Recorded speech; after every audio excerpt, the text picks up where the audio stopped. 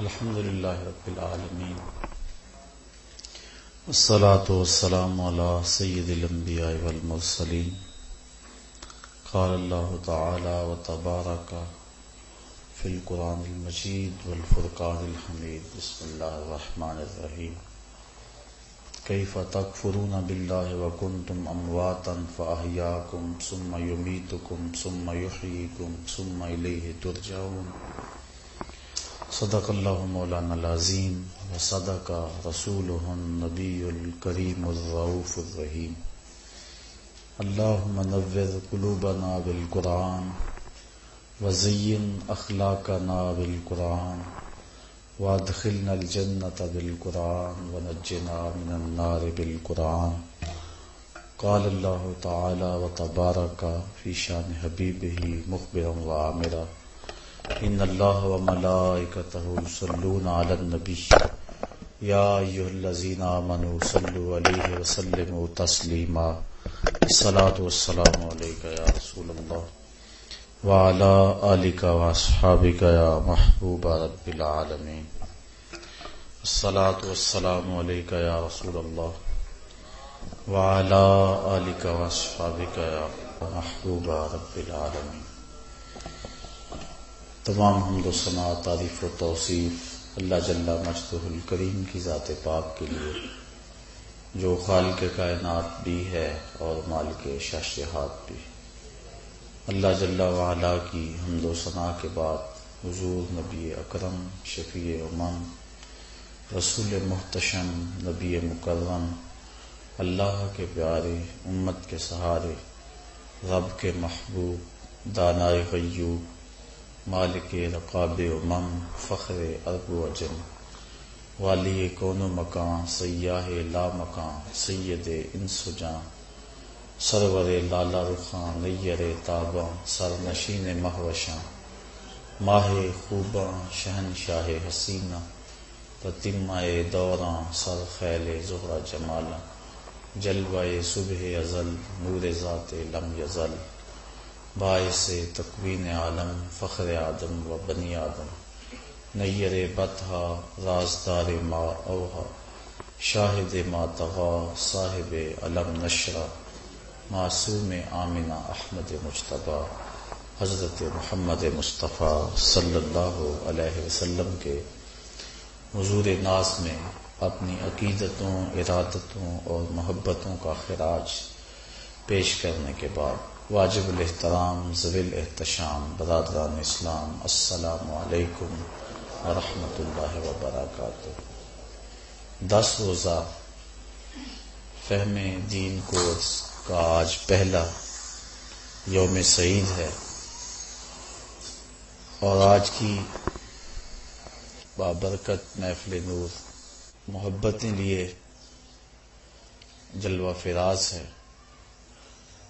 اللہ تعالیٰ جل شانہ ہمیں قرآن مجید کا نور اور فہم و ادراک نصیب فرمائے۔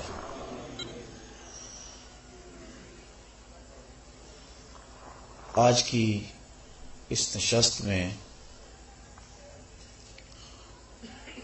وجود باری تعالیٰ کے اس بات پر کچھ باتیں آپ کے گوش گزار کرنا چاہوں گا جو ہمارے دین کی بنیاد اور اساس ہے۔ چونکہ ذات باری تعالی پر جتنا تیقن پختہ سے پختہ تر ہوگا اس قدر ہی عمل کی طرف انسان کا رجحان پیدا ہوگا اور توحید کا فیضان اور نور تبھی انسان کو نصیب ہوگا۔ اللہ تعالیٰ کی ذات واجب الوجود ہے، میں اور آپ ممکن الوجود ہے۔ اللہ کا شریک ممتنع الوجود ہے، یعنی اللہ کا شریک ہونا یہ ممکن ہی نہیں۔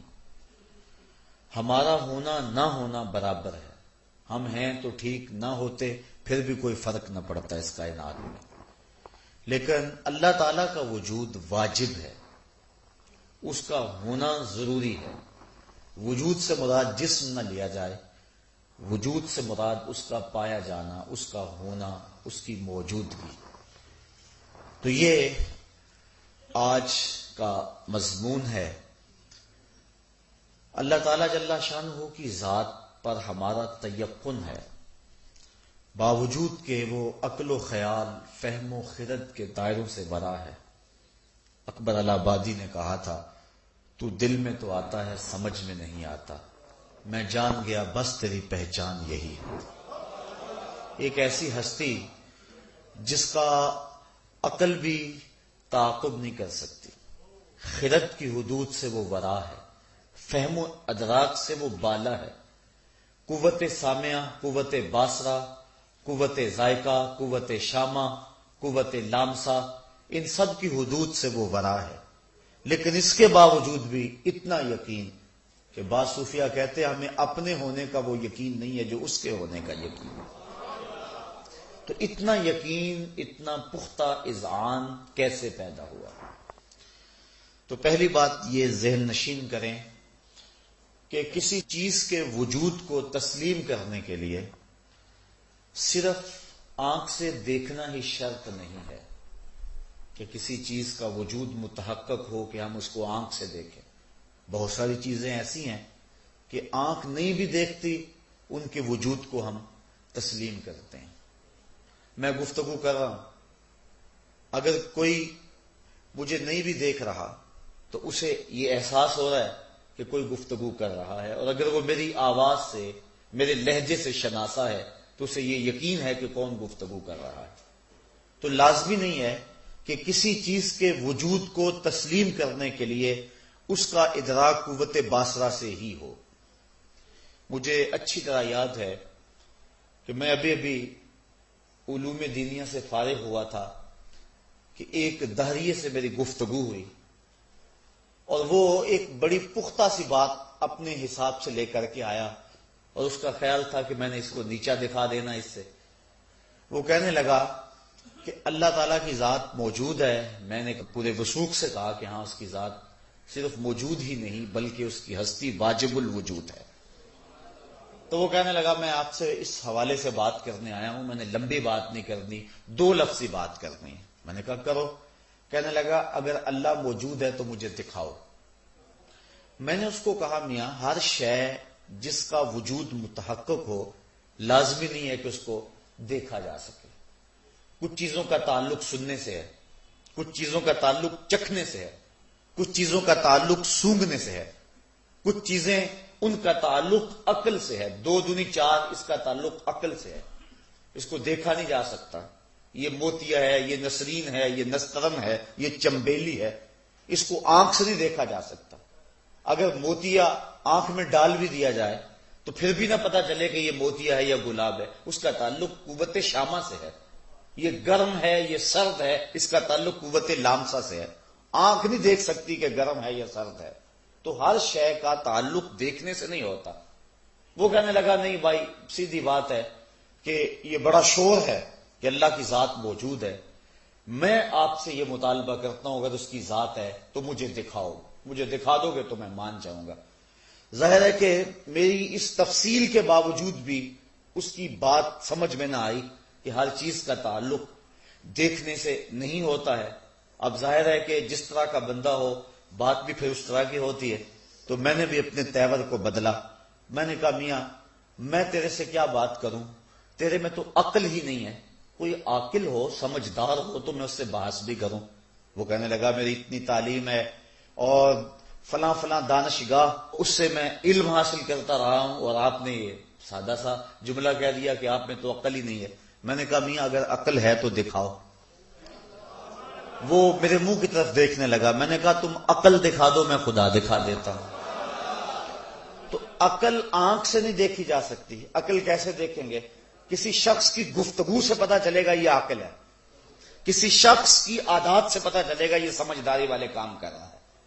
تو آنکھ سے عقل نہیں دیکھی جا سکتی، بلکہ عاقل کی عادات سے، عاقل کی گفتگو سے، عاقل کی تحریر سے، اس کی نشست و برخاست کے انداز سے جانا جاتا ہے کہ یہ عاقل ہے۔ اللہ تعالیٰ کی ذات آنکھ سے دیکھی نہیں جا سکتی ہے، فہم و ادراک سے بھی مبالا ہے، لیکن کائنات کے اندر پھیلے ہوئے کتنے دلائل ہیں جو ہمیں اس بات کی دعوت دے رہے ہیں کہ اللہ کی ذات موجود ہے۔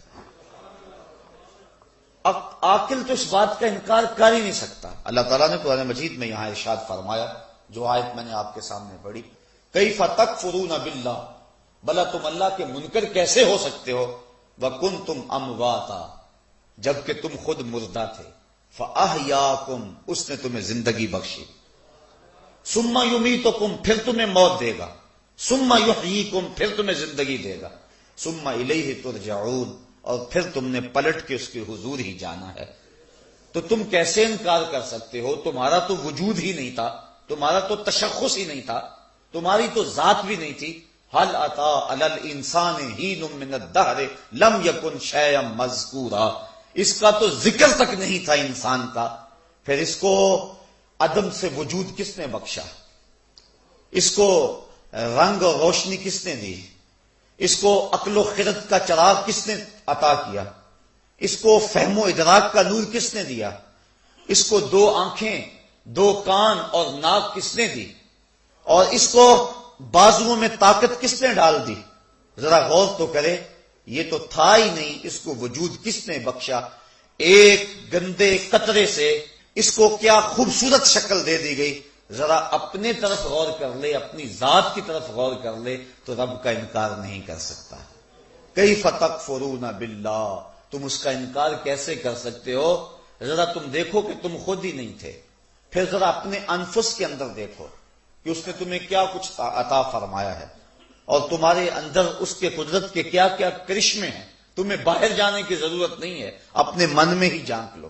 فرمایا وفی انفسکم افلا تبصرون، ذرا اپنے من میں جھانک کر کے دیکھو نا، تمہاری ذات کے اندر ہی تو اس کی ہستی کے دلائل موجود ہیں، تمہاری ذات کے اندر ہی تو اس کے وجود کو تسلیم کرنے کی کتنی دلیلیں موجود ہیں، جن کی طرف تم غور کرو اور تدبر کرو تو تم انکار نہیں کر سکتے ہو۔ اب بات لمبی ہو جائے گی۔ کسی بھی چیز کو ماننے کے لیے دو طرح کے دلائل دیے جاتے ہیں۔ جو چیز آنکھوں کے سامنے ہو اس کو تو ماننے کے لیے کسی دلیل کی ضرورت نہیں ہے، لیکن جو چیز آنکھوں سے اوجھل ہو تو اس کو ماننے کے لیے دو طرح کے دلائل دیے جاتے ہیں۔ ایک استدلال منطقی اور دوسرا قانون شہادت۔ استدلال عقل یا منطقی دلائل وہ کیا ہیں؟ وہ آفاق اور انفس کے اندر پھیلے ہوئے کتنے دلائل ہیں جو اللہ نے اپنی ذات پر حضرت انسان کو عطا کی اور کہا ذرا غور کر کہ میری ذات موجود ہے کہ نہیں ہے۔ کائنات کا ایک ایک گوشہ اس کی ذات کا پتہ بتاتا ہے، پتا پتا اس کی ذات کا پتہ دیتا ہے۔ اللہ تعالیٰ نے قرآن مجید میں کتنے مقامات پر اپنی ہستی کے دلائل دیے کہ ذرا غور کرو، اس کائنات کے اندر دیکھو اور تفکر اور تدبر کرو کہ یہ کائنات یوں ہی تو مارز وجود میں نہیں آ گئی، بلکہ اس کا کوئی صانع، اس کا کوئی بنانے والا موجود ہے۔ اور ایک بڑی سادی سی دلیل، اللہ الذی رفع السماوات بغیر عمد ترونہا ثم استوى علی العرش وسخر الشمس والقمر، فرمایا کہ اللہ وہ ہے جس نے آسمانوں کو بلند کیا بغیر عمد، بغیر کسی ستون کے، ترونہا، تم دیکھ رہے ہو اس بات کو۔ دنیا کے سارے معمار اکٹھے ہو جائیں، ایک فٹ کی ٹائل بغیر کسی سپورٹ کے کھڑی نہیں کر سکتے، کہ کر سکتے ہیں، لیکن اتنا بڑا آسمان اور ایک ستون بھی نہیں ہے۔ اور کہا کہ ذرا بار بار دیکھو اس کی طرف، سورۃ الملک کا ابتدائیہ پڑھیے، فرمایا بار بار دیکھو اور پھر نظر دوبارہ اٹھا کے دیکھو، تمہیں خالق کی تخلیق میں کوئی کجی نظر آتی ہے؟ کوئی کمی نظر آتی ہے؟ کہیں کوئی پھٹن نظر آئی تمہیں؟ کہیں کوئی نقص نظر آیا؟ کہیں کوئی ناہمواری نظر آئی؟ کہا نظر کو پھر دوبارہ اٹھاؤ اور پھر دیکھو کہ تمہارے رب نے یہ کیسی صورت تراشی ہے، اور اتنا بڑا آسمان بغیر ستونوں کے کھڑا ہے، یہ رب کی تخلیق کا شاہکار نہیں ہے تو اور کیا ہے؟ تو یہ کائنات خود بخود تو نہیں بن گئی ہے، اس کا کوئی بنانے والا تو موجود ہے۔ ہیچ چیزیں خود بخود چیزیں نشد، ہیچ آہن خود بخود تیغے نشد۔ ملا رومی علیہ رحمہ فرماتے ہیں کہ کوئی چیز خود بخود چیز نہیں بنتی، اور کوئی لوہا خود بخود تلوار نہیں بنتا۔ تو کوئی صانع موجود ہے جو لوہے کو تلوار کا روپ دینے والا۔ نیوٹن جس نے کشش ثقل کا نظریہ دریافت کیا، بڑا نامور سائنسدان ہے، لیکن یہ اللہ کے وجود کا منکر نہیں تھا، بلکہ کوئی بھی عاقل وجود باری کا منکر نہیں ہو سکتا۔ حکیم نیٹشے کے بارے میں اقبال نے کہا تھا، قلب او مومن دماغش کافر است، اس کا دل مومن تھا لیکن اس کا دماغ کافر ہو گیا۔ لیکن صوفیہ فرماتے ہیں کہ یہ صرف حکیم نیٹشے کی کہانی نہیں ہے، بلکہ ہر شخص کا دل مومن ہوتا ہے۔ یہ الگ بات ہے کہ غفلت کے پردے پڑے رہیں اور اس کی آنکھوں سے وہ پردے نہ ہٹیں اور وہ وجود باری کا اقرار نہ کرے۔ حقیقت تو یہ ہے کہ ہر شخص کے سینے میں اللہ کی محبت کا تخم رکھا گیا ہے اور اس کا دل یقیناً مومن ہوتا ہے، اور اس پر ام المومنین حضرت عائشہ صدیقہ رضی اللہ تعالی عنہا سے مروی روایت ہے، کل مولود یولد علی الفطرہ فابواہ یحودانہ او یمجسانہ او ینصرانہ او کما قال، کہا ہر بچہ فطرت اسلام پہ پیدا ہوتا ہے، اب اس کے والدین اس کو یہودی بنا دیتے ہیں، اس کو عیسائی بنا دیتے ہیں، اس کو مجوسی بنا دیتے ہیں۔ جس طرح کے والدین ہوں گے بچہ اس طرح کا ہو جائے گا، لیکن اس کی فطرت کے اندر اللہ نے اسلام رکھا ہوا ہے، تو وہ کیسے اللہ کی ذات کا اور اس کی ہستی کا انکار کر سکتا ہے؟ تو کوئی بھی عاقل وجود باری کا انکار نہیں کر سکتا۔ تو نیوٹن نے اجرام فلکیہ کا ایک ماڈل تیار کیا جس میں کواکب کی گردشیں سب کچھ بنایا اس نے، بلکہ سورج کے ساتھ اس نے ایک لیمپ بھی لگایا جس سے روشنی نکلتی تھی، اور وہ باقی جو مدار میں ستارے اور سیارے تھے ان پر عکس پڑتا تھا، جس سے وہ سب جب وہ اس کا ہینڈل گھماتا تو وہ سب میں روشنی آتی۔ تو نیوٹن کا ایک دوست تھا جو وجود باری کا انکار کرتا تھا، اتفاق سے وہ آ گیا تو اس نے اس کو وہ اجرام فلکیہ کا وہ ماڈل دکھایا، تو وہ اشش کر اٹھا اور بے ساختہ کہنے لگا یہ کس نے بنایا؟ تو نیوٹن مسکرا کے کہنے لگا کسی نے نہیں بنایا، خود بخود بن گیا۔ اس نے کہا خود بخود کیسے بن گیا؟ تو نیوٹن کہنے لگا جب ایک ماڈل خود بخود نہیں بن سکتا ہے تو جو اصل ہے وہ خود بخود کیسے مارز وجود میں آ گیا ہے؟ تو جب اس کا کوئی سانے موجود ہے تو پھر اس کا بھی کوئی سانے موجود ہے۔ اور کہتے ہیں کہ نیوٹن کا وہ دوست جو تھا اس بات کو سن کر توحید پر ایمان لے آیا تھا، اس نے وجود باری کا اقرار کر دیا تھا کہ واقعہ کوئی جو ہے وہ موجود ہے جو کائنات کے نظام کو چلا رہا ہے، اور اگر اللہ تعالیٰ کی ذات موجود نہ ہو تو یہ کائنات کا نظم و نسق برقرار نہ رہ سکے۔ بلکہ وہ کسی بڑھیا سے کسی نے پوچھا تھا نا، وہ چرخہ کاٹ رہی تھی کہ اللہ کے ہونے کی دلیل، اس نے کہا میرا چرخہ، کہا یہ عجیب بات ہے، کہا میں چلا رہی ہوں تو یہ چل رہا ہے، اگر میں نہ چلاؤں تو یہ چل ہی نہیں سکتا، یہ جو زمین و آسمان کا چرخہ چل رہا ہے یہ اللہ کے چلانے سے چل رہا ہے، اور اگر وہ موجود نہیں ہے تو چل ہی نہیں سکتا۔ کہا اچھا پھر اللہ کے ایک ہونے کی دلیل؟ کہا وہ بھی میرا چرخہ۔ کہا وہ کیسے؟ کہا میں ایک ہوں تو ایک سمت پہ چلا رہی ہوں، ایک ڈگر پہ چلا رہی ہوں، اگر دو عورتیں ہوتی، ایک کہتی کہ میں نے ادھر چلانا ہے، میں کہتی میں نے ادھر چلانا ہے، درمیان میں چرخہ ٹوٹ جاتا۔ اگر دو خدا ہوتے، ایک کہتا میں نے سورج مشرق سے طلوع کرنا ہے، دوسرا کہتا میں نے مغرب سے طلوع کرنا ہے، اگر ایک دوسرے کی مان لیتا تو ماتحت ہو جاتا، جو ماتحت ہوتا وہ خدا نہ ہوتا، اور اگر نہ مانتے تو جھگڑا بن جاتا، تو وہ مشرق سے نکالتا، وہ مغرب سے نکالتا، درمیان میں آ کے چرخہ ٹوٹ جاتا۔ تو میرا چرخہ اس بات کی دلیل ہے کہ اللہ دو نہیں ہے، اللہ ایک ہے۔ امام شافعی سے کسی نے پوچھا، آپ شہتوت کے درخت کے نیچے بیٹھ کر لکھ رہے تھے، کسی نے کہا کہ اللہ کی دلیل، آپ کی نظر اٹھی، سب سے پہلے شہتوت کا درخت ہی نظروں کے سامنے آیا، کہا یہی شہتوت کا درخت اس کی ذات پہ دلیل ہے۔ کہا یہ کیا بات ہوئی، جو چیز سامنے آئی اس کو دلیل ٹھہرا دیا؟ کہا دیکھو یہ درخت ہے شہتوت کا، اس کی جڑیں اور رنگ کی ہیں، شاخیں اور رنگ کی ہیں، اور اس کے پتے اور رنگت کے ہیں، اس کے اوپر پھل کچا ہو تو رنگ اور ہے، پک جائے تو رنگ اور ہے، اور اسی شہتوت کے پتے بکری کھائے تو دودھ دیتی ہے، اور اگر اسی کے پتے ریشم کا کیڑا چاٹے تو ریشم بنتا ہے، شہد کی مکھی چوسے تو شہد بنتا ہے۔ میٹیریل ایک ہے، نتائج کئی ہیں، یہ اللہ کے ہونے کی دلیل نہیں ہے تو اور کیا ہے؟ تو کائنات کے اندر کتنے دلائل آفاق و انفس کے اندر پھیلے ہوئے جو اس کی ذات کا پتہ دیتے ہیں۔ اللہ تعالیٰ ارشاد فرماتا افلا ينظرون الى الابل كيف خلقت والى السماء كيف رفعت والى الجبال كيف نصبت والى الارض كيف سطحت، فرمایا یہ دیکھتے کیوں نہیں اونٹ کو کہ ہم نے اس کو کیسے تخلیق کیا، اتنا بڑا جانور چھوٹا سا بچہ بھی لے کے جا رہا ہے، اور پھر یہ اونٹ مہینوں تک پانی نہ بھی پیے پھر بھی گزر اوقات کرتا ہے، اور ریسرچ کی گئی ہے کوئی اس کے اندر اضافی پانی سٹور کرنے والی چیز بھی نہیں ہے۔ ہاں اس نتیجے پہ لوگ پہنچے ہیں کہ 2 اضافی حدودیں ہیں اس کے اندر جو سلنڈر کا کام دیتی ہیں، اور ہوا سے آکسیجن اور ہائیڈروجن کو جو ہے وہ سٹور کر دیتی ہے، اور پانی کا کلیہ H2O، جو ہائیڈروجن 2 درجے اور آکسیجن 1 درجہ، جب ان دونوں کو آپس میں جوڑتے ہیں تو پانی بن جاتا ہے۔ تو یہ اس مقدار سے اندر ہی اندر کیمیائی عمل کرتا ہے اور جس سے پانی بن جاتا ہے، اور یہ کئی مہینے بغیر پانی کے چلتا ہے، اور پھر کتنا بوجھ اٹھاتا ہے۔ پھر جانور مختلف طرح کے ہیں، کچھ سواری کے کام آتے ہیں، کچھ دودھ دیتے ہیں، اور کچھ اور جو ہے ان سے کچھ جمال اور حسن جن سے ٹپکتا ہے اور ہم ان کو دیکھتے ہیں، لیکن اونٹ میں یہ ساری خصوصیتیں جو ہے وہ ہیں۔ وہ دودھ بھی دیتا ہے، وہ سامان بھی اٹھاتا ہے، اور وہ سواری کے کام بھی آتا ہے، اور باقی سواریوں پر خود بیٹھنا پڑتا ہے اور جو ہے چھلانگ لگا کے، لیکن یہ اپنے سوار کے لیے خود نیچے بیٹھ جاتا ہے۔ تو ایک اونٹ کے اندر کتنا کچھ رکھا ہوا ہے۔ اللہ تعالیٰ فرماتا ہے افلا ينظرون الى الابل کیف خلقت، ذرا اس اونٹ کو دیکھ لیں، یہ اس کی قدرت کا شاہکار نہیں ہے؟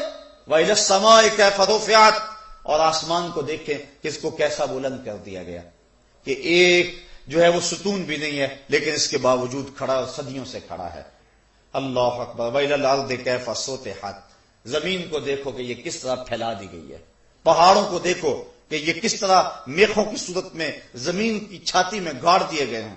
اگر ان چیزوں کی طرف انسان غور کرے، کہیں فرمایا کہ دیکھو اس نے سائے کو کیسے پھیلا دیا، کیف مد الظل، یہ کیسے سائے ہیں، بالکل سایہ تھا اب روشنی پھیل رہی ہے، اور پھر سایہ نہ جانے کہاں غائب ہو جائے گا، سمٹ جائے گا، لیکن پھر آہستہ آہستہ سورج جب غروب کی طرف مائل ہوگا تو سائے پھیلتے چلے جائیں گے۔ کہا ذرا ان پہ غور کرو، یہ اللہ کے ہونے کی دلیل نہیں ہے تو اور کیا ہے؟ اور سورہ یاسین کے اندر اللہ تعالیٰ نے فرمایا وہ اللہ جس نے تمہارے لیے سبز درخت سے آگ نکالی۔ مرغ اور افار یہ 2 درخت ہیں جو جنگلوں میں پائے جاتے ہیں، بالخصوص عرب میں۔ جب ان کی شاخ توڑیں تو پانی کے قطرے ٹپکتے ہیں، اتنے تر ہوتے ہیں، لیکن جب دونوں شاخوں کو آپس میں ٹکراتے ہیں تو آگ نکلتی ہے۔ تو پانی سے آگ کیسے نکلتی ہے؟ کوئی ہے نہ جو پانی سے بھی آگ نکال رہا، اس لیے اس کی ذات پہ دلیل ہے۔ ایک اور دلیل ارشاد فرمائی، اللہ اکبر، وما يستوي البحران هذا عذب فرات سائغ شرابه وهذا ملح اجاج، کہ اس نے 2 دریا جاری کیے، یہ سخت کڑوا ہے، یہ سخت میٹھا ہے، اور کڑوا میٹھا نہیں ہوتا، میٹھا کڑوا نہیں ہوتا، درمیان کے اندر کوئی آڑ بھی نہیں ہے۔ سمندر کے اندر پانی کی روئیں چلتی ہیں، چاند جو ہے وہ جوبن پہ ہوتا ہے، تو جو سمندر کے اندر جو مد و جزر ہے جس کو ہم جوار بھاٹا کہتے ہیں وہ بھی پورے عروج پہ ہوتا ہے۔ یہ چاند کشش ڈالتا ہے۔ میں رات ہی تجزیہ پڑھ رہا تھا چاند اور مد و جزر کے حوالے سے کہ وہ مخصوص ایک فاصلہ اللہ تعالیٰ نے رکھا ہوا ہے، اور اگر اس سے نیچے چاند آ جائے تو اس قدر زوردار مد و جزر پیدا ہو کہ زمین پر کوئی پہاڑ بھی باقی نہ رہے، ایسا پانی ٹکرا جائے، اور قیامت کے دن جب یہ نظام ٹوٹے گا تو ایسے ہی ہوگا۔ تو وہ جوار بھاٹا، وہ مد و جزر جو اس کی کشش سے جو ہے وہ پانی کے اندر ہوتا ہے اور پانی کی لہریں بلند ہوتی ہیں۔ اچھا مجھے کہنے دیجئے رک کے، اگر یہ چاند سمندر میں جوار بھاٹا پیدا کر سکتا ہے تو آمنہ کا چاند دلوں میں جوار بھاٹا پیدا نہیں کر سکتا ہے؟ تو وہ سمندر کے اندر پھر اس سے پانی کی روئیں بنتی ہیں اور سمندر کے اندر پانی چلتا ہے، تو ان کے اندر 2 روؤں کا اللہ تعالیٰ نے خصوصیت کے ساتھ تذکرہ کیا جو اب تحقیق اور ریسرچ کے بعد وہ دریافت بھی ہو چکی ہیں، آب شور اور آب شیری کے نام سے۔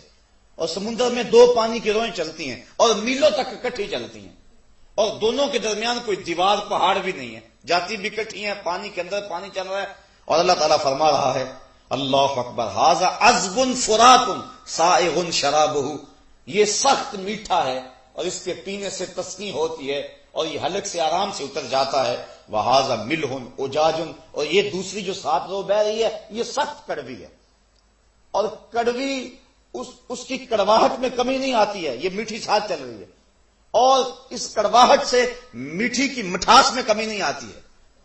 جبکہ دنیا کا کوئی شخص مجھے ایسا دکھاؤ کہ ایک ہی برتن میں 2 طرح کے پانی ڈال لو اور پھر ان کو الگ الگ کر کے تو دکھاؤ، لیکن سمندر میں سخت کڑوی رو بھی چل رہی ہے اور سخت میٹھی رو بھی چل رہی ہے، درمیان کے اندر پردہ نہیں ہے، کڑوی کڑوی رہتی ہے، میٹھی میٹھی رہتی ہے۔ کڑوی کو اللہ میٹھا نہیں ہونے دیتا اور میٹھی کو اللہ کڑوا نہیں ہونے دیتا۔ کہا یہ کون ہے اس کے سوا جو ان کو روکے ہوئے ہے؟ تو کہا وہ وہی رب ہے جس نے سمندر کے اندر دو روؤں کو جاری کیا ہوا ہے۔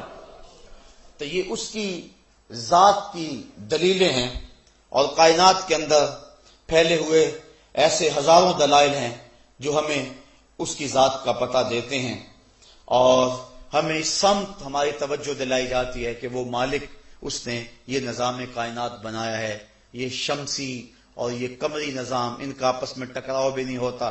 پھر زمین کو کس طرح ہمارے لیے بچھایا گیا، پھر یہ رنگا رنگ پرندے، ہمارے لیے درخت، گندگی کے ڈھیر کے اوپر بھی گلاب کا بیج ڈال دو تو جب وہ اگے گا تو اس گلاب سے بھی خوشبو آئے گی، جبکہ اس نے غذا کہاں سے لی ہے۔ اور پھر وہ ایک ہی طرح کی زمین سے، ایک ہی طرح سے پانی سے، سرابی سے پھل نکلتے ہیں، لیکن ان کی خاصیات الگ الگ ہوتی ہیں، بلکہ ایک ہی درخت کی خصوصیات الگ ہوتی ہیں۔ یہ جو ببول ہے جس کو ہم ککر کہتے ہیں، یہ طب کی دنیا کے اندر اس کا بڑا نام ہے۔ اس کی جڑوں کی تاثیر اور ہے، اس کی چھال کی تاثیر اور ہے، اور اس کے پتوں کی تاثیر اور ہے، اور اس کے اوپر پھلیاں لگتی ہیں ان کی تاثیر اور ہے، اور زرد رنگ کے پھول لگتے ہیں ان کی تاثیر اور ہے، اور وہ پھلیاں جو ہے وہ خشک کی جائیں سائے کے اندر تو ان کی تاثیر اور ہے، اور دھوپ میں خشک کر لی جائیں تو ان کی تاثیر اور ہے۔ چیز ایک ہے، مٹی ایک ہے، آب و ہوا ایک ہے، پرورش ایک آب و ہوا نے کی ہے، لیکن اللہ تعالیٰ نے ایک شے کے اندر اتنا کچھ رکھ دیا، یہ اللہ کے علاوہ اور کون کر سکتا ہے؟ تو یہ ہے اس کی ذات کے دلائل۔ عقلی طور پہ انسان اس بات پر قائل ہو جاتا ہے کہ کوئی ایسی ذات موجود ہے جس نے اس کائنات کے نظم و نسق کو چلایا ہوا ہے۔ لیکن دوسری بات، کسی کے وجود کو ماننے کے لیے صرف عقلی دلائل ہی کافی نہیں ہوتے۔ قانون شہادت یہ ایک اہم ذریعہ ہے کسی کے وجود کو تسلیم کرنے کا، اور میں ان جملوں پہ آپ سے توجہ چاہوں گا۔ اللہ کی ذات پر سینکڑوں نہیں لاکھوں کروڑوں عقلی دلائل موجود ہیں۔ آفاق و انفس کے اندر پھیلے ہوئے کتنے دلائل ہیں جو اس کی ذات کا پتہ دیتے ہیں۔ انسان باہر نہ دیکھے، اپنے اندر ہی دیکھ لے۔ حضرت آدم علیہ السلام سے لے کر آج تک کروڑوں انسان ہیں، ان کی شکلوں میں مشابہت نہیں ہے۔ یہ نشان انگوٹھا، فنگر پرنٹ جسے کہتے ہیں، ان کے اندر مشابہت نہیں ہے۔ آدم علیہ السلام سے لے کر آج تک دیکھ لیں آپ، دو آدمیوں کے آپس کے اندر جو ہے وہ نشان انگوٹھا نہیں ملیں گے، بلکہ یہ درختوں کے جو پتوں کے اندر ریشے ہوتے ہیں، کمپیوٹر پہ تجزیہ کر لیں ان پہ، ایک درخت پہ لاکھ پتے بھی ہیں تو ہر ایک کا فرق ہوگا دوسرے سے۔ یہ اللہ کی تخلیق کا شاہکار ہے۔ اور اسی طرح انسان کا اندر کے نظام میں بہت سارے، اس کا دماغی سسٹم ہے۔ کہتے ہیں اگر اس کا کمپیوٹر تیار کیا جائے تو نیو یارک شہر سے بڑا کمپیوٹر ایک انسان کے دماغ سے بنے۔ یہ اللہ نے ایک انسان کو جو ودیت کیا ہوا ہے، اور کئی سسٹم لگائے ہوئے ہیں۔ یہ یونان کا ایک بہت امیر ترین شخص تھا اوناسس، اس کا ایک سسٹم خراب ہو گیا۔ کیا کہ اس کے یہ جو پپوٹے تھے، یہ اپنی مرضی سے اللہ نے جو سسٹم لگایا ہوا ہے، قدرتی آٹومیٹک سسٹم، ادھر سے تنکا اڑا، ادھر سے آنکھ بند ہو گئی، اس کے پٹھے کام کرنا چھوڑ گئے۔ اب وہ اپنی مرضی سے آنکھ نہیں کھول سکتا تھا۔ ڈاکٹر سلوشن ٹیپ لگا دیتے اور آنکھ کھولتے اور پھر بند کر دیتے۔ کسی نے کہا کہ تیری زندگی کی سب سے بڑی آرزو، کہا کاش اپنی مرضی سے اپنی آنکھیں کھول سکوں۔ کہا اس کے لیے دولت لگانی پڑے تو کتنی لگائے گا؟ کہا ساری لگا دوں گا۔ تو ہم کبھی اس کا احساس بھی نہیں کیا کہ یہ کتنی بڑی دولت ہے۔ تو یہ قدرتی سسٹم لگایا ہوا ہے، تو جو ہی جو ہے وہ عزم ہوتا ہے، ارادہ ہوتا ہے، تو پلک بند ہو جاتی ہے، آنکھ بند ہو جاتی ہے۔ تو انسان اپنے اندر دیکھے، اس کی زبان پہ 4000 پھیلے ہوئے پٹھے ہیں جو ہے وہ احساس کرتے ہیں کہ اس میں کرواہٹ ہے، اس میں جو ہے وہ نمک ہے، اس کے اندر مٹھاس ہے، اور اس طرح اس کے نظام انہضام اللہ تعالیٰ نے رکھا ہوا ہے۔ یہ جگر کا نظام ہے۔ انسان غور کرے، یہ آنکھ کتنی بڑی نعمت ہے۔ اگر وہ باہر دیکھنے کی جو اس کے پاس فرصت نہیں ہے تو کہا ذرا اپنے اندر ہی جھانک لے، وفی انفسکم افلا تبصرون، ذرا اپنے من میں جھانک کر کے دیکھو، نہ مسجد وچ نہ مندر وچ، لب یار نو اپنے اندر وچ۔ لیکن کسی چیز کو منوانے کے لیے یا تو دلائل عقل دیے جاتے ہیں۔ اس کی میں سادہ مثال دوں گا۔ میں کہوں کہ باہر بارش ہو رہی ہے، آپ تو میرے سامنے بیٹھے ہوئے ہیں اور یہاں تو ایسا ماحول نہیں ہے، میں اپنا یہ دعویٰ آپ سے منوانا ہے کہ باہر بارش ہو رہی ہے، تو میں کس طرح منواؤں گا؟ دو طرح کے دلائل ہیں، ایک تو عقلی دلائل، منطقی دلائل، اور ایک قانون شہادت۔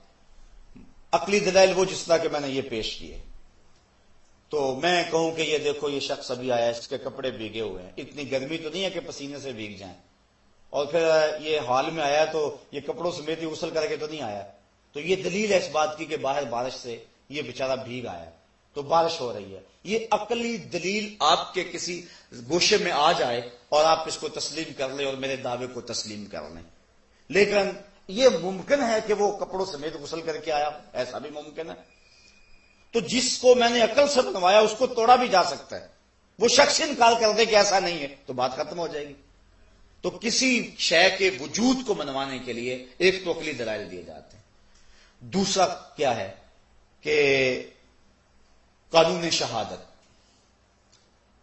میں کہتا ہوں کہ بارش ہو رہی ہے اور یہ میں نے عقلی دلیل دی کہ یہ شخص دیکھو اس کے کپڑے بھیگے ہوئے ہیں، آپ نے تسلیم کر لیا، میرا موضوع ختم ہو گیا۔ لیکن آپ اگر تسلیم نہیں کرتے عقل پہ، آپ کہتے کہ نہیں ہم نہیں اس بات کو مانتے، تو میں کیا کروں گا؟ میں آپ میں سے کسی شخص کو کھڑا کروں گا جو معتبر ہوگا اور اس کو کھڑا کر کے کہوں گا جناب آپ بتائیں باہر بارش ہو رہی ہے؟ وہ کہے ہاں جناب بارش ہو رہی ہے۔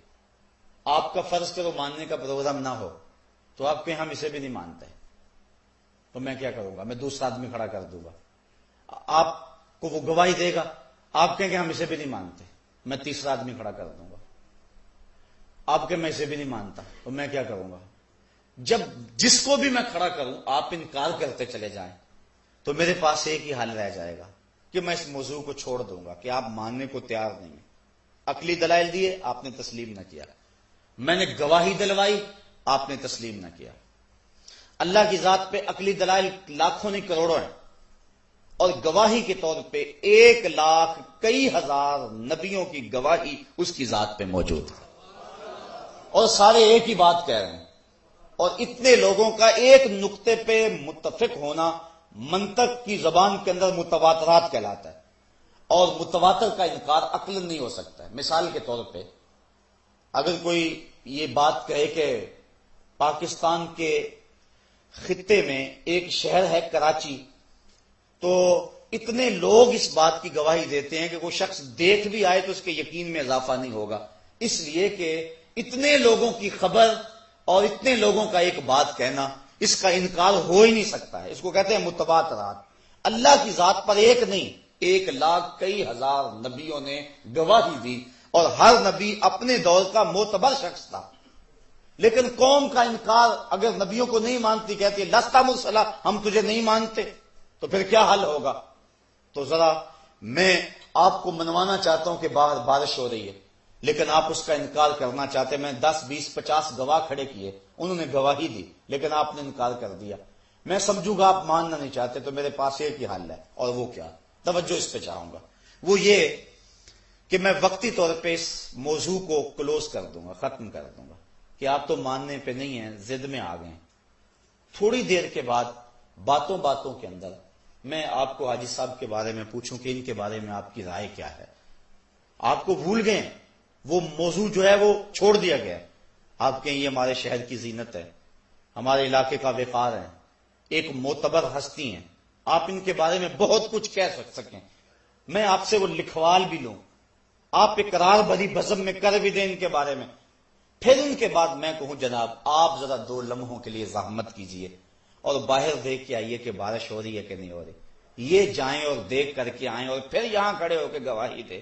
اب آپ انکار کرنا چاہیں بھی تو میں تو نہیں مکرنے دوں گا آپ کو، چونکہ میں نے ایسے شخص سے گواہی دلوائی ہے کہ جس کا اقرار میں نے آپ سے پہلے لے لیا ہے، میں نے جس کو بھی کھڑا کیا آپ نے انکار کر دیا، میں نے جس سے بھی گواہی دلوائی آپ نے کہا نہیں مانتے ہم، تو میں نے اس بات کو مختصر کیا، چھوڑا، اور میں نے پھر ان کے بارے میں پہلے پوچھ لیا، اور جب انہوں نے گواہی دی تو پھر آپ انکار کرنا چاہیں گے تو اصولاً انکار کر نہیں سکتے، انکار کریں گے تو آپ جھوٹے کہلائیں گے، میں سچا کہلاؤں گا۔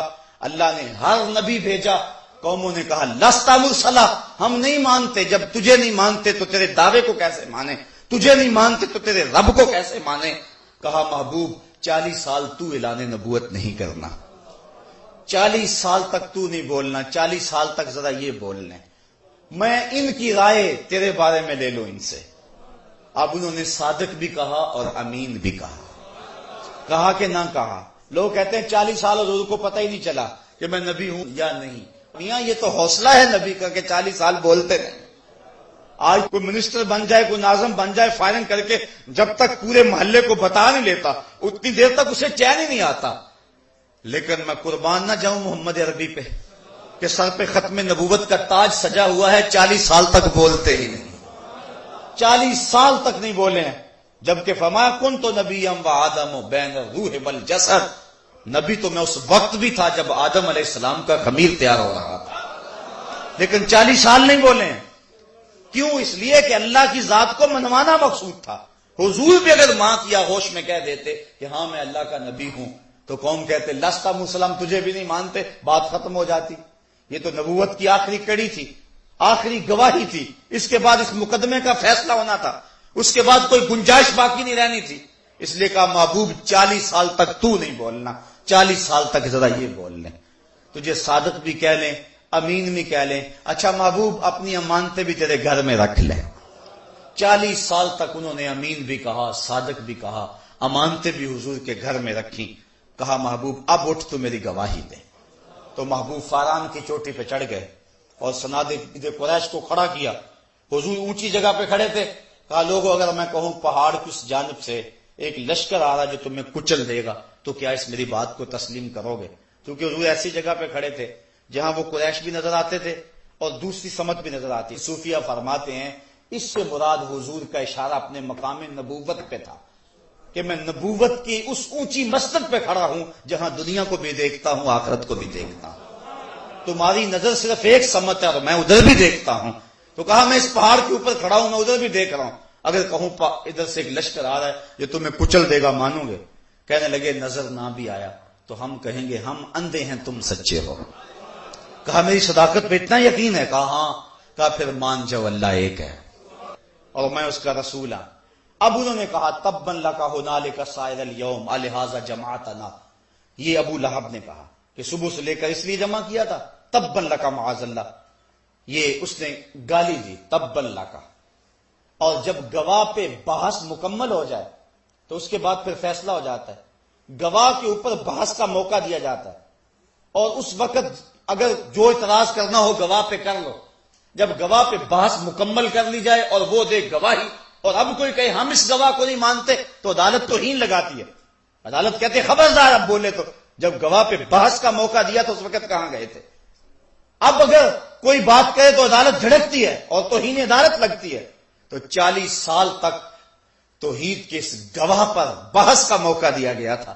اس وقت انہوں نے صادق کہا اور امین کہا، اور جب بات گواہی پہ آئی اور ابو لہب بولا تبا لک ھنالک سائر الیوم الہذا جمعتنا، تو اللہ نے توہین عدالت لگائی، خبردار آواز بند کر، منہ بند کر، تبت یدا ابی لہب وتب، تیرے دونوں ٹوٹ جائیں، تو پہلے کہاں گیا ہوا تھا؟ 40 سال تو صادق اور امین کہتا تھا اور آج کہتا ہے کہ نہیں مانتا، تو توہین عدالت لگی۔ تو اللہ کی ذات پر پھر سب سے بڑی گواہی اس دنیا کے اوپر قائم ہوئی تو وہ مصطفیٰ جان رحمت کی ذات تھی۔ آفاق کے گوشے گوشے میں اس کی ہستی کے دلائل پھیلے ہوئے ہیں، عقل سلیم اس کا انکار نہیں کر سکتی، سارے نبیوں نے اس کی صداقت کی گواہی دی، لیکن وہ گواہی جس گواہی کے بعد کسی اور گواہی کی گنجائش بھی نہیں اور پچھلی ساری گواہیوں کی تصدیق ہو گئی، وہ گواہی ہے محمد عربی صلی اللہ علیہ وآلہ وسلم کی۔ بلکہ باقی جتنی بھی گواہیاں تھیں نا اللہ کی ذات پہ، وہ تھی خاموش گواہیاں، صامت، اور حضور کی گواہی، حضور اللہ کی ذات پہ دلیل تھے، ناطق، بولنے والی دلیل۔ پتھر اللہ کی ذات پہ دلیل تھے نا، لیکن لوگوں نے پتھروں کو معبود بنا لیا، بول نہیں سکے۔ درخت اللہ کی ذات پہ دلیل تھے نا، درختوں کو لوگوں نے پوجنا شروع کر دیا، بول نہیں سکے، اور ہم تو اس کی گواہی دینے آئے، تم ہمیں پوج رہے ہو۔ چاند، سورج، ستارے، یہ اس کی ذات پہ دلیل تھے نا، لیکن لوگوں نے چاند کی پرستش کی، اجرام فلکیہ کی پرستش کی، سورج کی پرستش کی، لیکن انہوں نے نہیں کہا کہ ہم تو میاں اس کی گواہی دینے آئے ہیں اور تم جو ہے وہ ہمیں پوج رہے ہو۔ لیکن جب دلیل ناطق آ گئی تو جو گونگے تھے ان کے منہ میں بھی زبان آ گئی. درخت کو لوگ پوچھتے تھے، درخت نے کبھی نہیں کہا تھا کہ مجھے کیوں پوچھتے ہو. ادھر حضور کی انگلی اٹھی اور قدموں میں آ کے سلامی دے رہا ہے اور گواہی دے رہا ہے، رب کی بھی دے رہا ہے، اس کے رسول کی بھی دے رہا ہے. پتھر ہیں ابو جہل کی مٹھی میں، لیکن گواہی مصطفیٰ کی دے رہے ہیں. وہ لے آیا نا مٹھی میں ابو جہل، کہنے لگا آپ اگر اللہ کے سچے نبی ہیں تو بتائیں میری مٹھی میں کیا ہے. یہ تو ابو جہل بھی جانتا تھا کہ جو نبی ہوتا ہے وہ پوشیدہ چیزوں کو جانتا ہے، اس لیے اس نے کہا تھا بتائیں نا میری مٹھی میں کیا ہے. تو حضور نے مسکرا کے کہا میاں میں بتا دوں یا مٹھی میں جو ہے وہی بتا دے. اچھا مجھے یہ بتاؤ، حضور کے لیے تو وہ پتھر پوشیدہ تھے اور حضور کے لیے تو پتھر غیب تھے، لیکن ان پتھروں کے لیے حضور غیب نہیں تھے.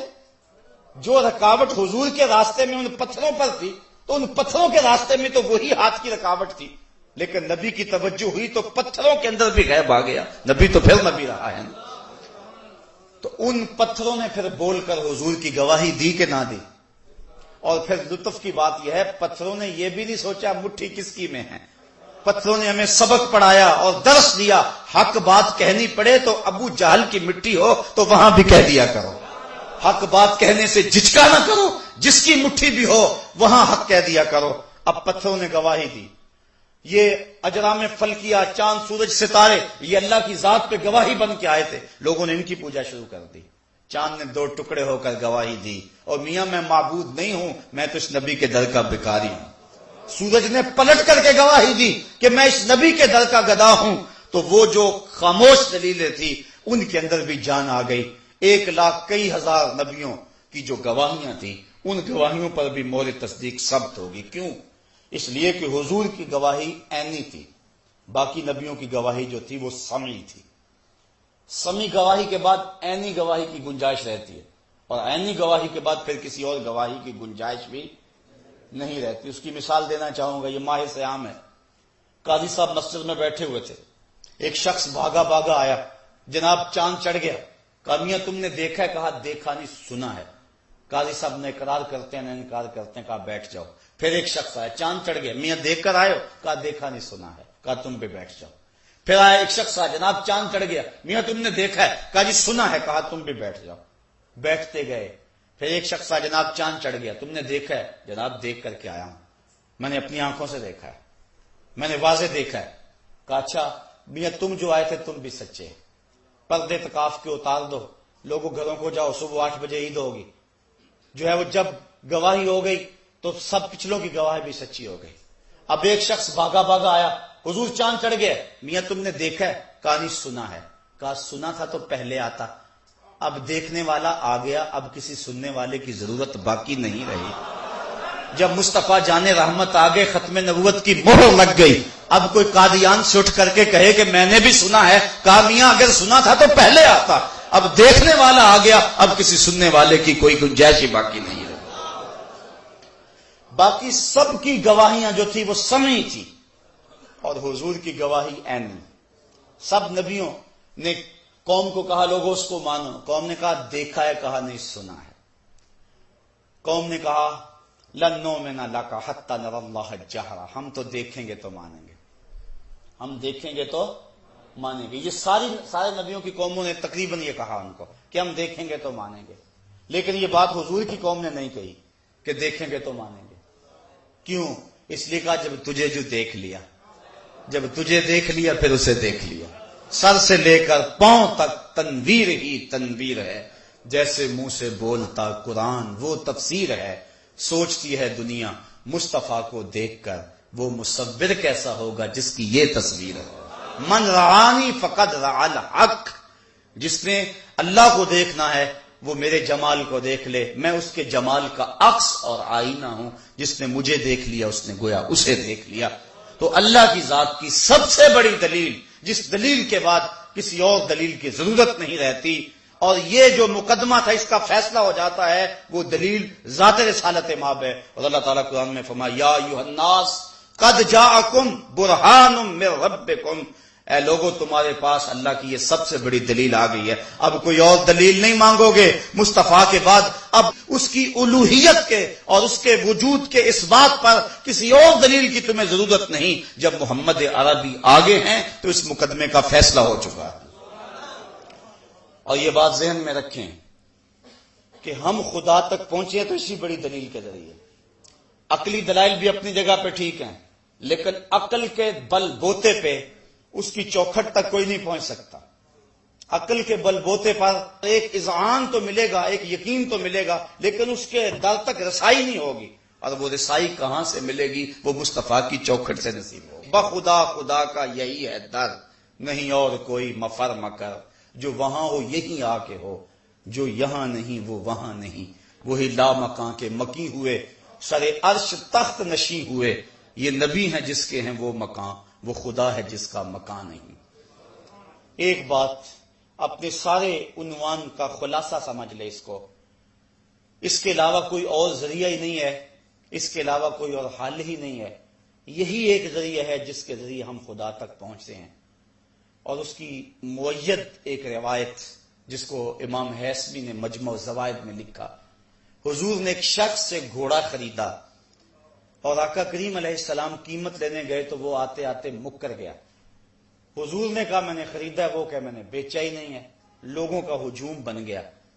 اب اس نے سوچا کہ اگر فیصلہ لوگوں پہ پڑا تو صادق بھی یہ ہے، امین بھی یہ ہے، کام تو بڑا خراب ہو جائے گا. اس نے کہا اچھا جی آپ ہی بتائیں، جب دو آدمیوں کے مابین جھگڑا ہو جائے تو آپ کی شریعت میں تسویہ کی صورت کیا ہوتی ہے؟ تو حضور فرمایا کہ میری شریعت تو یہ کہتی ہے جو شخص دعویٰ کرتا ہے وہ دلیل ہے، والیمین علی من انکر، جو انکار کرتا ہے وہ قسم دے دے. اس نے کہا پھر فیصلہ طے ہو گیا، اگر آپ نے مجھ سے گھوڑا خریدا ہے تو آپ دلیل لائیں، گواہ لائیں، اور اگر آپ کے پاس گواہ نہیں ہے تو مجھ سے قسم لے لیں. مکر تو وہ پہلے گیا تھا، قسم لینا بھی اس کے لیے مشکل نہیں تھا. تو حضرت خزیمہ بن ثابت انصاری جو اس مجمع میں موجود تھے اور یہ منظر دیکھ رہے تھے، آگے بڑھ کے کہا میں گواہی دیتا ہوں، اللہ کے رسول نے تجھ سے گھوڑا خریدا ہے، جتنے میں کہہ رہے ہیں اتنے میں سودا ہوا ہے. اب اس نے مفت دیا ہوا ہوتا تو پھر تو شاید وہ کوئی اس پہ بات کرتا. اس نے پہلے ہی مرضی کا ریٹ لیا ہوا ہے.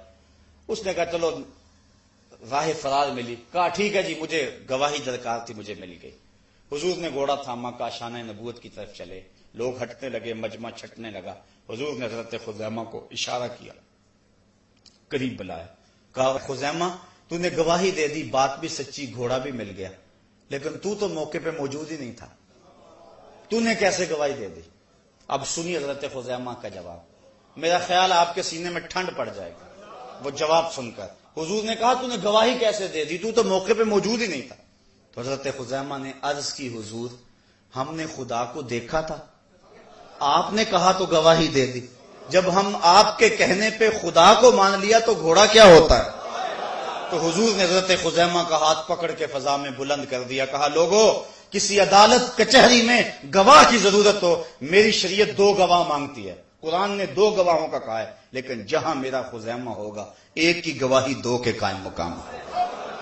فیض پہنچا ہے رضا احمد پاک کا، ورنہ ہم کیا جانتے خدا کون ہے. کیسے رسائی ملتی؟ اقبال کہتا ہے خو کرے پیک کرے محسوس تھی انسان کی نظر، بن دیکھے پھر خدا کو کوئی مانتا کیوں کر. انسان کی نظر تو دیکھنے کی عادی تھی. میں نے بات جہاں سے شروع کی بات وہیں آ گئی. اس نے کہا دکھاؤ تو مانوں گا. قوم موسیٰ نے بھی کہا لن نؤمن لک حتی نری اللہ جہرا، ہم دیکھیں گے تو مانیں گے. لیکن اس کے جلووں کی تاب کون لا سکے؟ کون ہے اس کے جمال جہاں آرا کو دیکھ سکے؟ ایک تجلی صفاتی کا پرتو طور پہ پڑا تھا تو طور برقرار نہ رہ سکا. تو یہی بہتر ہے کہ وہ پردے میں روح پوش رہے. وہ اگر پردہ اٹھا دے تو کسے ہوش رہے؟ تو کوئی ہوش تو برقرار رکھ نہیں سکتا. تو کہا کہ پھر دیکھنا بھی ہے مجھے، تو پھر کیسے دیکھیں؟ کہا مجھے تو نہیں دیکھ سکتے، میرے شاہکار کو تو دیکھ سکتے ہیں. اگر مجھے دیکھنا ہے تو میرے محمد کو دیکھ لو. جس نے میرے محمد کو دیکھ لیا اس نے رب محمد کو دیکھ لیا. حضرت امام محمد بن حسن الشیبانی، یہ امام اعظم ابو حنیفہ کے شاگرد ہیں، بڑے خوبصورت، باطن کا نور الگ. بصرے میں یہودیوں نے مناظرے کا چیلنج کیا. امام محمد بن حسن گئے، گھوڑے پہ سوار ہیں، سر پہ امامہ، جسم پہ سنت کا جامہ، داڑھی کا کالا حالا اور چمکتا ہوا چہرہ. امام محمد جب آئے نا تو مسلمان بھی کھڑے تھے، عیسائی بھی کھڑے تھے، یہودی بھی کھڑے تھے، 2 رویا کتابوں میں انتظار کر رہے تھے. لیکن جو ہی ان کا گھوڑا آیا، وہ جو مناظرہ کرنے آیا تھا اس کے لبوں پہ کلمہ جاری ہو گیا. اے لقائے تو جواب ہر سوال، حل شود ہر مشکلت بے کیلو کال، تیری ملاقات ہی سارے سوالوں کا جواب ہے۔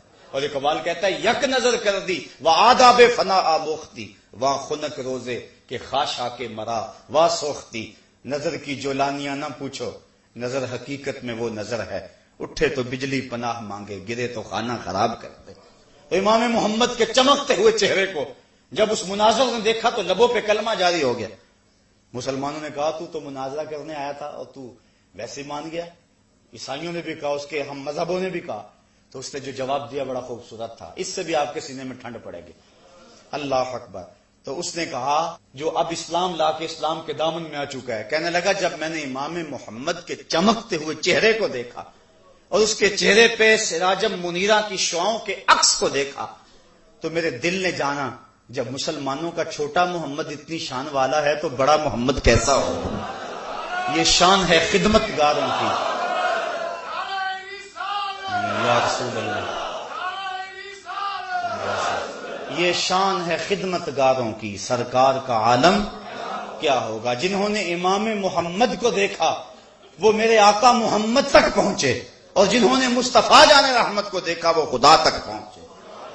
تو کہا کہ خدا کی سب سے بڑی دلیل یہی دلیل ہے، اب کوئی انکار کرنا چاہے بھی تو انکار نہیں کر سکتا ہے۔ اور پھر لطف تو یہ ہے کہ سارا دن اب وہ مخالفت کرتے یا مانتے پھر بھی حضور کے گھر میں پڑی ہوئی، اور یہ عمل سے گواہی ہے کہ پورے زمانے میں شخص سے سچا اور کھرا آدمی کوئی دوسرا نہیں ہے۔ تو اگر اس کی ذات پر سب سے بڑی دلیل ڈھونڈتے ہو تو وہ ذات رسالت مآب صلی اللہ علیہ وآلہ وسلم ہے۔